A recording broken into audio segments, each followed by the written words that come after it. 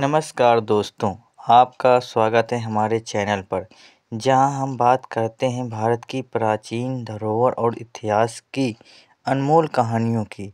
आज हम आपको लेकर चलते हैं कानपुर नगर के घाटमपुर क्षेत्र में स्थित पिसानारिन मठ की ओर। ये मठ सिर्फ एक धार्मिक स्थल नहीं है, बल्कि राजा हर्षवर्धन काल की एक अनमोल धरोहर है। यहाँ की स्थित बुद्ध प्रतिमा सदियों से हमारी संस्कृति, आस्था और कला का प्रतीक रही है। लेकिन दुख की बात यह है कि ये प्राचीन प्रतिमा जो पुरातत्व विभाग के संरक्षण में, आज उसे सिंदूर लगाकर खंडित किया जा रहा है और धीरे धीरे उसकी ऐतिहासिक पहचान मिटाई जा रही है।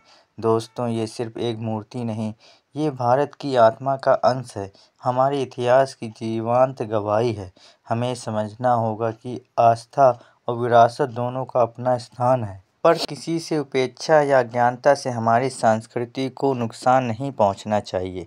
मैं आप सबसे अपील करता हूं, पुरातत्व विभाग और स्थानीय प्रशासन से निवेदन करें कि इस स्थल की सुरक्षा और इतिहास की रक्षा के लिए जागरूक नागरिक बने। हमारा इतिहास हमारी पहचान है, इसे बचाना हम सबकी जिम्मेदारी है। ऐसा प्राचीन स्थल जो हर्षवर्धन काल की ऐतिहासिक धरोहर है, यहाँ की बुद्ध प्रतिमा सदियों से हमारी संस्कृति और कला की पहचान रही है। लेकिन आज दुख की बात है कि इस प्रतिमा पर सिंदूर लगाया जा रहा है और उसे खंडित किया जा रहा है, जबकि ये पुरातत्व विभाग के संरक्षण में आती है। दोस्तों, ये सिर्फ पत्थर नहीं, ये हमारे इतिहास की आवाज़ है। अगर हमने अभी नहीं संभाला तो आने वाली पीढ़ियां हमें माफ़ नहीं करेगी। हमारा इतिहास हमारी पहचान है, इसे बचाना हम सब की जिम्मेदारी है। दोस्तों, अब बात करते हैं इसकी वास्तुकला की, भाषा की, जो अपने आप में एक जादू है। पूरा मंदिर ईंटों की जुड़ाई से बना है, बिना किसी लोहे का या सीमेंट के सहारे। ईंटों की इस तरह जमाया गया है कि हर ईंट अपने ऊपर आने वाली ईंट का भार संभालती है। यही भार संतुलन की प्राचीन तकनीक थी। मंदिर का शिखर ऊपरी भाग एक रेखी नागर शैली में है, जो भीतर गांव में मंदिर से मिलता जुलता है। दरवाजे की चौखट पर सुंदर नक्काशी है। इसकी शैली हमें बताती है कि ये मंदिर बौद्ध काल का है। अगर आप निबिया खेड़ा का मंदिर देखें तो इसकी ईंटों का पैटर्न, दरवाजे का आकार और शिखर की बनावट लगभग एक जैसी है। भीतर गांव में भी यही कला देखने को मिलती है, जो ये बताती है कि सब किसी एक शिल्प परंपरा का हिस्सा रहे होंगे। संभावना है कि ये सारे मंदिर एक ही शिल्प विद्यालय या कारीगर समुदाय द्वारा बनाए गए हों। ये शिल्पकार स्थानीय मिट्टी की ईंटों से ऐसे मंदिर बनाते थे जो पत्थर की मजबूती से कम नहीं थे। इस तरह के मंदिरों की श्रृंखला, ईंटों की मंदिर की श्रृंखला, कोरारी गांव फतेहपुर, निबिया खेड़ा घाटमपुर, ककोरा बाबा फतेहपुर ईंटों का मंदिर, कुर्था गांव ईंटों का मंदिर घाटमपुर कानपुर, फतेहपुर जिला के तेंदुली गांव का ईंटों का मंदिर, फूलमती देवी ईंटों का मंदिर बिहुपुर घाटमपुर। ये सभी मंदिर केवल स्थापत्य नहीं बल्कि आस्था का केंद्र भी रहा है। इन सभी मंदिरों के पास अक्सर पुराने शिलाखंड और टूटी हुई प्रतिमाएं भी मिलती हैं, जिनसे पता चलता है कि यहाँ कभी बहुत बड़ा बौद्ध धार्मिक परिसर रहा होगा। दोस्तों, ये सिर्फ ईंटों का ढांचा नहीं, ये हमारी जड़ों की कहानी है। हमारे पूर्वजों की मेहनत, उनकी श्रद्धा, उनकी कला, सब कुछ इन ईंटों में कैद है। हमारा कर्तव्य है कि हम इस इतिहास को बचाएं, इसके बारे में जानें और लोगों को जागरूक करें।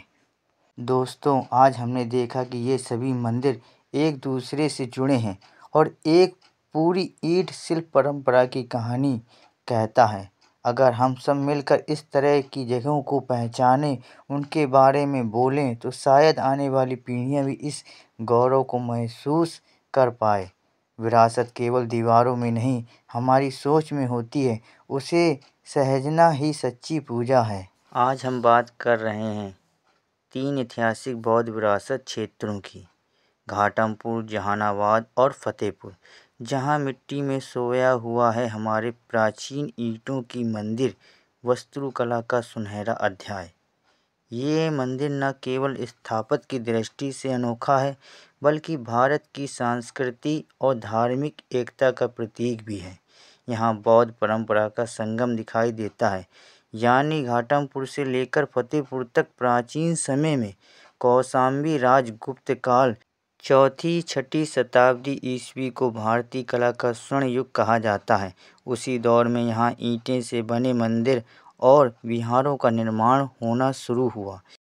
क्योंकि इस क्षेत्र की मिट्टी उपजाऊ और ईंटों के निर्माण के लिए बहुत उपयुक्त थी, इसलिए यहाँ के कारीगरों ने पत्थर की जगह ईंटों को ही शिल्प का माध्यम बना लिया। इन मंदिरों में हम पाते हैं कि धार्मिक भावना, कलात्मक उत्कृष्टता और स्थापत्य की अद्भुत समझ ईंटों के मंदिर की विशेषताएं। अब आइए बात करते हैं इन ईंटों के मंदिरों की वास्तुकला की अनोखी विशेषताएं की। संपूर्ण निर्माण ईंटों से। इन मंदिरों का निर्माण पूरी तरह सजावटी ईंटों से हुआ है। हर ईंट पर सुंदर नक्काशी होती थी। नागर शैली मंदिरों के ऊपरी भाग यानी शिखर को सीधी रेखा में ऊपर उठता हुआ बनाया गया, जो रेखी नागर शैली कहलाती है। ये शैली फतेहपुर ईंटों के मंदिर, घाटमपुर, जहानाबाद तीनों क्षेत्रों में देखने को मिलती है। ऊंचा गर्भगृह और छोटा द्वार। मंदिर का गर्भगृह ऊंचा होता है और उसका द्वार छोटा, ताकि भीतर प्रवेश करते ही श्रद्धा और विनम्रता का भाव जागे। ध्यान देने योग्य बात यह है कि इन मंदिरों पर कोई चूना या प्लास्टर नहीं है। ईंटों की खुद की चमक ही उसकी सजावट है। कला, धर्म और विरासत का संगम है। अगर ध्यान से देखें तो तीनों क्षेत्रों की अद्भुत संगम है।